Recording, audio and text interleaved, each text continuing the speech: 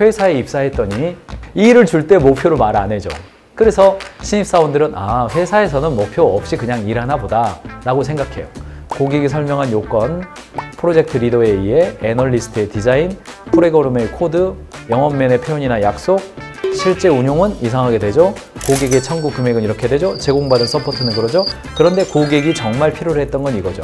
그래서 이 일을 진행할 때 왜 하냐 도대체. 내가 지금 하루 출근해가지고 바쁘게 뭔가를 해요. 왜 하냐고요? 목적이 뭐냐고요? 목표가 뭐냐고요? 거기에 대해서 대화하는 것을 대부분 생략합니다. 보세요. 명확한 목표가 있는 사람, 예를 들어서 해발 2000m 산을 등반하겠다라는 목표가 있는 사람이 산소호흡기를 준비하고 아이젠을 준비하고 두꺼운 외투를 준비합니다. 그냥 동네 마실 나가겠다 하는 사람이 산소호흡기에 아이젠에 두꺼운 외투 준비하는 사람 봤습니까? 그런 사람은 없습니다. 명확한 목표가 있어야 해발 2000m 산을 등반하겠다. 목표의식을 바탕으로 집중하고 충실한 경험을 하게 되고 그것이 바로 몰입을 불러와요.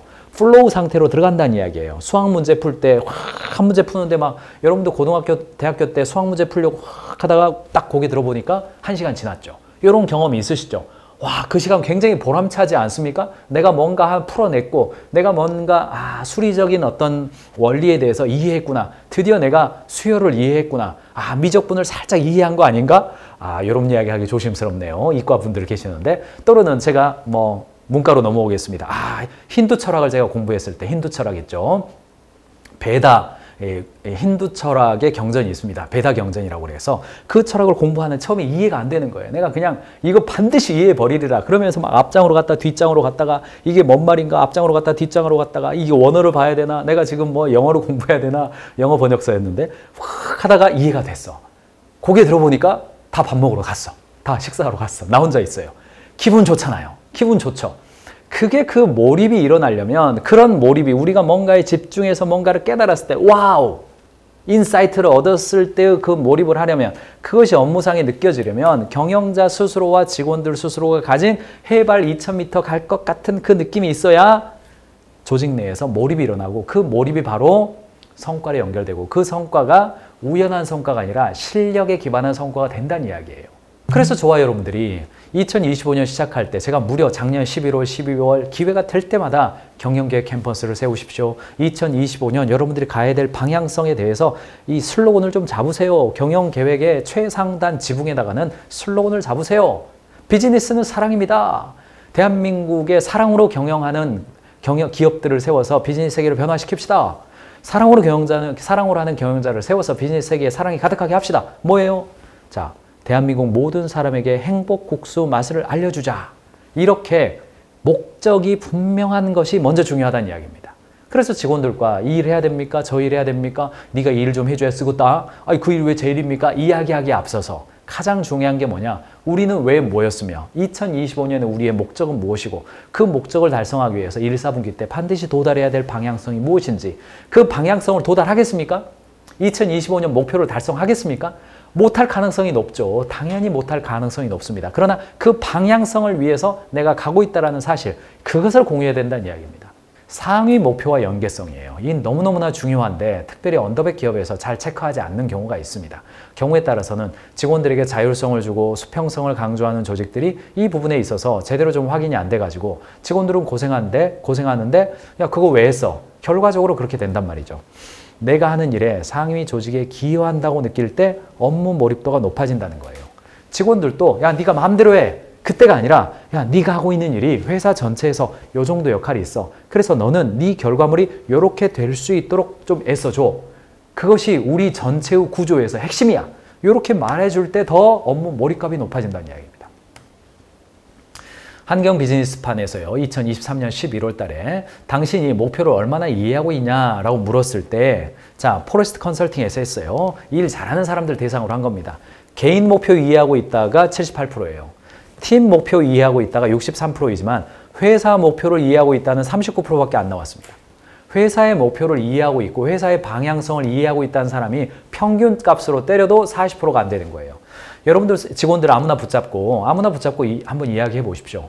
올해 우리 회사의 방향성이 뭔지 좀 기억나요? 이게 뭔지 압니까? 이러면 취조하는 느낌이 나니까 오늘 식사 중에 혹은 회의하시다가 회의 시작할 때 이런 질문하면 경영자 여러분들도 승질날 가능성이 있으니까 다 끝나고 분위기 좋을 때 다 끝난 다음에 근데 우리 김 과장님 올해 우리 회사 목표가 뭐였죠? 나도 살짝 기억이 안 날라 그래요. 뭐 이런 식으로 물어보세요.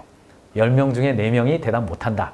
10명 중에 4명도 대답 못한다. 라는 것이 통계 결과라는 겁니다. 용어가 틀리거나 숫자는 기억 못할 수도 있겠죠. 그러나 핵심적인 단어는 나와야 될 거 아닙니까? 그렇다면 다시 한번 해야 돼요. 목적이 이끄는 삶, 전 세계에서 300만 부 이상이 팔린 책입니다만 여기에서 아주 유명한 이야기를 해줬죠. 속도보다 중요한 것은 방향입니다. 라는 안내를 해 주었어요. 방향이 틀렸다면 빨리 갈수록 오히려 더 잘못된 거예요.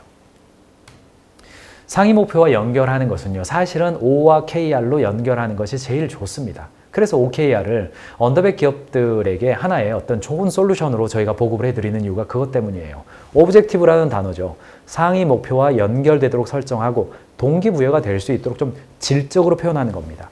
반드시 성취하고 싶은 대상이 되고 현재 비즈니스 단계를 뛰어넘는 도전성도 중요해요. 그리고 기한도 좀 어느 정도는 설정합니다. 그래서 우리가 궁극적으로 성취하고 싶은 상태, 뭐뭐뭐를 뭐뭐한다 예요.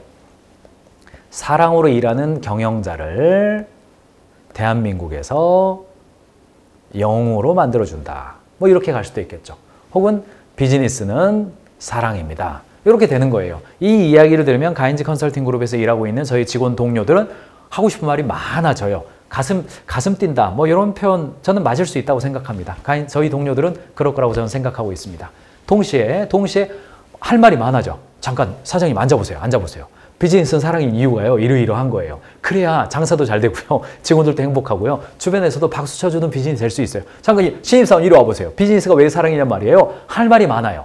그게 오브젝티브입니다. 상위 목표와 연결되는 거예요. 구성원을 한 방향으로 이끄는 목표 수립. 첫 번째, 목표와 성과 관리의 개념을 명확하게 하고 구성원들과 함께 목적, 목표, 계획이라는 단어 사용해야 됩니다. 목표는 기록할 때 힘이 있어요. 우리는 팀의 목표와 계획을 작성하는 겁니다. 우리 예를 들어서 학교 다닐 때 여러 가지 배웁니다. 여러 가지 배우는데 이 공립학교, 산업혁명 이후에 만들어진 공립학교의 존재 목적 자체가 이 산업화의 역군을 이끌어내는 거죠. 이 사회에서 쓸모 있는 사람이 되어지도록 만드는 것이 공립학교가 세워진 원래의 목적이었습니다. 그러다 보니까 가정생활을 잘하는 법, 좋은 아빠가 되는 법, 좋은 엄마가 되는 법, 인생을 행복하게 사는 법, 경우에 따라서 내가 원하는 바의 삶을 살도록 내 스스로를 목표에 맞게 이끄는 방법, 이런 것들은 학교 교육의 대상에서 벗어난 지가 오래됐습니다. 물론 있습니다. 여러 가지 국어 교과의 목적이라든가 여러 가지가 있습니다. 그러나 현실적으로 보면 학교에서 이런 걸 안 배워요. 그러니까 기업에 들어오면 뭘 배워야 돼요? 성과를 내는 방법을 배워야 되는 겁니다. 코딩 기술, 디자인 기술, 마케팅 기술 이런 걸 배우는 게 아니라 내가 원하는 바 목표가 무엇이고 그 목표를 구체화하는 방법이 무엇이며 그 구체화한 목표를 내가 실행하는 것이 무엇이고 끝났으면 피드백을 하는 방법이 무엇인지를 안 배운단 말이죠. 회사에 들어와서 막 부딪히면서 그건 배워요. 제발 저는 이게 대학에서요. 목표 관리 방법에 대해서 한 과목 이상은 대학생들이 다 좀 배웠으면 좋겠습니다.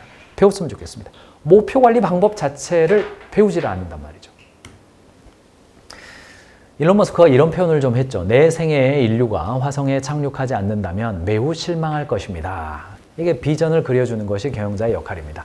명확한 이미지를 그리면 그 상위 목표에 따라서 하위에서 일하고 있는 구성원들이 도전감을 가지고 일한단 말입니다. 스페이스X, 우주선 귀환 성공, 인류, 화성에 한 단계 가까이 갔다. 여러분들이 스페이스X에 일을 하거나 테슬라에서 일을 하고 있는 직원이라고 지금 가정해 보시기 바랍니다. 마음속에 어떤 일이 있겠어요? 내가 지금 이거 재사용하면 이게 까맣게 끄을림이 생기더라고요. 그러면 그거 틀림없이 그거 가져가가지고 막 물로 휙 지지면서 이렇게 청소하지 않겠습니까? 그 청소하는 직원의 마음이 어떠냐? 조사해 봤습니다. 로이터 통신에서 조사한 건데, 자, 스페이스X가 전 직원들, 빅테크 기업들을 조사했어요. 아도비, 아마존, 애플, 시스코, 이베이, 페이스북, 구글, HP, IBM, 인텔, 수많은 기업들 조사했습니다. 내노라는 기업들이에요. 그래도 미국에서, 전 세계에서 미국 갔으니까 전 세계에서의 인재들이 들어가고 싶어 하는 기업들 아닙니까? 그 중에서도 보니까, 자, 여기가 뭐가 있냐면, 하이잡 미닝이에요. 하이잡 미닝. 업무 의미감. 이렇게 번역할 수 있을 겁니다. 업무 효능감, 업무 의미감 중에서 탑을 찍고 있는 기업이 있어요. 요거. 탑을 찍고 있어요. 얘네들은 다른 점수는 별로 높지 않아요. 다른 데보다. 근데 이것만큼은 1, 2등을 했어요. 어디예요? 자, 스페이스X하고 테슬라입니다. 스페이스X와 테슬라가 다른 부분은 별로 높지가 않아요. 다른 부분 높지가 않습니다. 그런데 스페이스X와 테슬라 직원들은 다른 테크 기업들과 다르게 높은 업무 의미감을 가지고 있습니다. job meaning을 가지고 있다는 뜻이에요. 왜 그래요? 화성에 갈 거다라는 경영자의 비전에 동참하고 실제로 그것을 이루어가는 과정에 참여하고 있다고 생각하기 때문입니다. 이게 직원들이 상위 목표와 얼라이먼트 돼야 되는 이유란 이야기죠. 정리를 좀 해보죠. 목표를 합의하기 위해서는 여기까지만 제가 이야기하겠습니다. 오늘은 과거 지향 대화를 혁신 지향 대화. 그러니까 내년 우리 팀의 목표는 일본 시장 진출입니다. 요렇게 해요. 내년에도 올해만큼만 합시다. 요거 아닙니다. 두 번째, 행동 중심 대화. 최근 기운도 없고 집중 못하는 것 같은데 무슨 일 있어요? 이렇게 하지 마시고 결과 중심 대화. 목표 달성을 위해서 이 서비스를 어떻게 강화하면 좋을까요? 결과 중심 대화입니다. 실적 중심 대화, 매출이 5억 떨어졌는데 내년 잘해야 될 것 같은데 아닙니다. 다음에는 어떻게 좀 다르게 해볼 수 있을까요? 라는 질문이 살아있는 겁니다. 방향성을 보시길 바랍니다.